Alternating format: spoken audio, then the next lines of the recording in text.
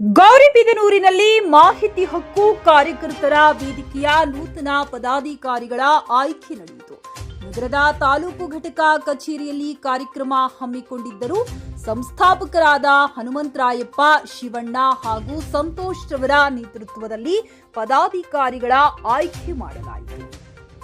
Chikkaballapur ಜಿಲ್ಲಾಧ್ಯಕ್ಷರಾಗಿ N ಪುಟ್ಟರಂಗಯ್ಯ, ಜಿಲ್ಲೆಯ ಪ್ರಧಾನ ಕಾರ್ಯದರ್ಶಿಯಾಗಿ ನರಸಿಂಹಮೂರ್ತಿ, ಗೌರಿಬಿದನೂರು ತಾಲೂಕು ಘಟಕ ಅಧ್ಯಕ್ಷರಾಗಿ ಪದ್ಮಾವತಿ, ಉಪಾಧ್ಯಕ್ಷರಾಗಿ ಮಮತಾ, ಕಾರ್ಯದರ್ಶಿಯಾಗಿ ಚಂದ್ರಕಲಾ ಕವಿತಾರನ್ನ ಆಯ್ಕೆ ಮಾಡಲಾಯಿತು.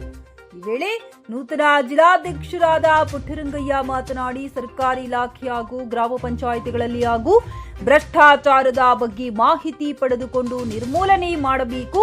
ಸರ್ಕಾರಿ ಕಚೇರಿಗಳಲ್ಲಿ ಆಗುವ ತಪ್ಪುಗಳನ್ನು ಕಡಿವಾಣ ಹಾಕಬೇಕೆಂದು ತಿಳಿಸಿದರು. ಈ ವೇಳೆ ಶ್ರೀನಿವಾಸ್, ಗೋವಿಂದರಾಜು, ಬಾಬು ಸೇರಿದಂತೆ ಹಲವು ಗಣ್ಯರು ಉಪಸ್ಥಿತರಿದ್ದರು.